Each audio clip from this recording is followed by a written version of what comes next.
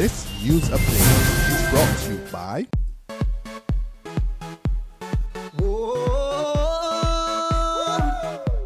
I'm happy. Now I'm gonna take my time. I'm happy. Enjoying myself with lime. I'm happy. Escape from reality. Yay! And let lime take care of me. We're just happy and smiling, doing almost anything, having fun and just living. Shopping, chilling, everything. Get happy with Barbados' largest and fastest 4G network. Activate any Lime prepaid or postpaid mobile plan today.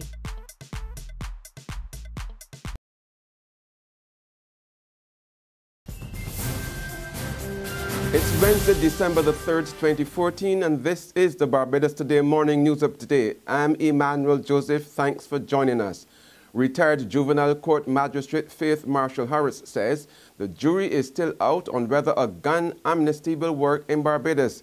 However, responding to a recent spate of violent crimes here, Marshall Harris yesterday strongly agreed with Prime Minister Freundel Stuart that a clear and unequivocal signal must be sent to would-be perpetrators that crime does not pay.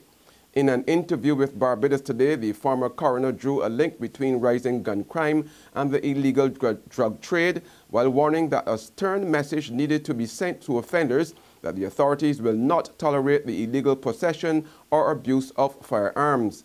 Speaking in the House of Assembly yesterday on a bill to amend the Prisons Act, Prime Minister Stuart also zeroed in on the domestic problem of crime, warning that no society can survive if the message out in the society was that crime pays. The clearest signal has to be sent to perpetrators of crime that crime does not pay. And the best way to send that signal is by effective modes of punishment. But in circumstances where people are sanctioned by custodial sentences, where people are sent to prison, the idea is not to just send them there and to feed them and to subject them to various forms of discipline. The object is to ensure that when those people leave prison and come back into the society, that they can make a contribution to the society and can be reintegrated as easily as possible.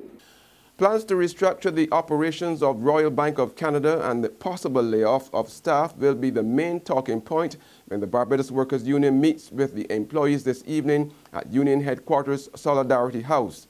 That meeting will be conducted by Acting Assistant General Secretary of the BWU, Dwayne Paul. Meanwhile, the union and the management of Rothley Construction are meeting again at the Labour Department this afternoon. The two sides last met on November the 19th following a work stoppage at sites across the island. The workers were demonstrating their strong disapproval over the protracted talks between the company and the union over a new 4-year collective agreement. Discussions between the parties have been ongoing for almost 3 years after the previous collective agreement had expired. Outspoken trade unionist Caswell Franklin has criticized the awarding of a knighthood to Professor Henry Fraser and the Barbados Service Star to retired General Secretary of the National Union of Public Workers, Dennis Clarke. Franklin says Clarke did not deserve a national honor because his service was to the government and not to the trade union movement. He also questioned why Sir Henry was accorded a knighthood, considering he is an independent senator. Franklin suggested that Sir Henry should have refused it and told the government that as an independent senator, he should not be taking anything from the state. There's regional and international news after this short break.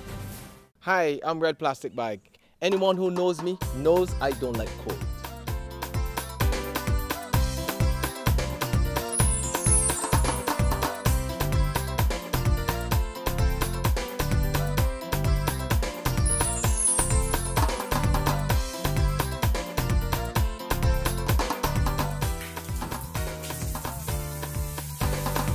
Sunshine reigns in my country. I love it.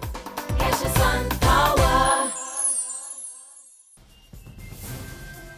Welcome back with news from the region that the Trinidad and Tobago Central Bank Governor, Joella Rambaran, says the economy grew only by 0.5% this year because of a dismal performance by the energy sector. Rambaran is also assuring Trinidadians that there's no need to panic because of falling oil prices. We pick up the rest of the story in this CNC3 report. Mere days after the finance minister announced budgetary cuts amounting to $1.3 billion due to falling oil prices, Central Bank Governor Joella Rambaran is saying there's no need to worry at this stage. We should not suffer a panic attack or hyperventilate yet. He is insisting that 70% of energy revenue comes from natural gas and only 30% comes from oil. He says TNT is raking in a considerable amount from gas exports. The netback price for LNG at Point Fortin is currently around US $5.50 per million British thermal units. That is double the budgeted natural gas price. Governor Rambaran says the finance minister has the option of dipping into the Heritage and Stabilization Fund to finance budgetary shortage.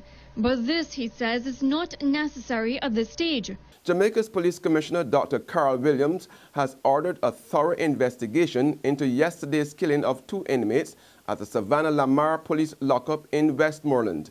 A 3rd inmate was also injured in the incident. Williams has expressed regret at the deaths and injury.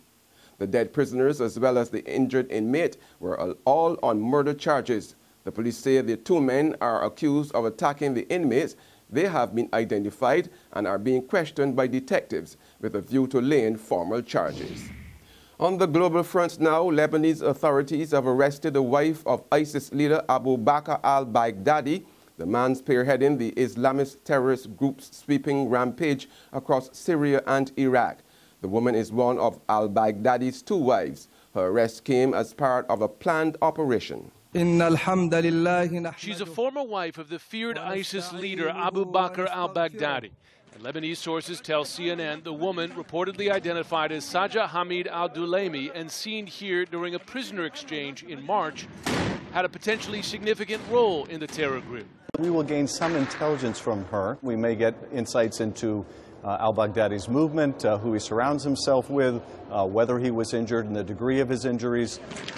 Her capture, along with one of al-Baghdadi's children, took place as she was trying to enter Lebanon from Syria using a fake ID card and followed weeks of planning, say Lebanese authorities. I'm not going to speak about a Lebanese military operation. We've long said that he's the recognized leader of ISIL. Command and control of the organization, which stems from leadership, makes him valid in our minds from a targeting perspective. The capture deals a potential blow to ISIS as Iraqi and Kurdish leaders reached a landmark agreement to join forces to fight the group together. And U.S. President Barack Obama has renewed calls for Congress to approve $6 billion in emergency aid to fight the deadly Ebola outbreak in West Africa. The president made the plea on a visit to the National Institutes of Health, where he congratulated scientists on work towards a vaccine. The WHO says 6,055 people have died in Liberia, Sierra Leone, and Guinea.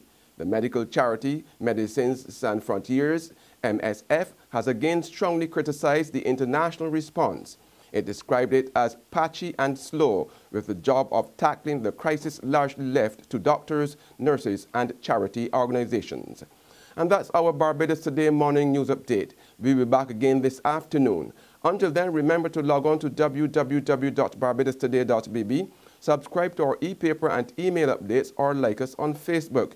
You can also catch us on Izumi Media in bus terminals or Screenplay at supermarkets and gas stations near you. Also tune in to Channel 101 on Lime TV to get all the latest news and sports. I'm Emmanuel Joseph. Have a fantastic day. This news update is brought to you by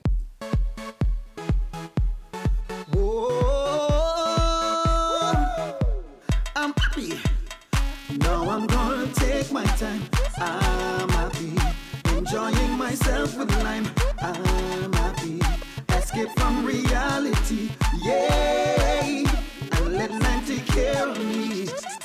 Oh, we're just happy and smiling. Doing almost anything. Having fun and just living. chilling everything. Get happy with Barbados' largest and fastest 4G network. Activate any line prepaid or postpaid mobile plan today.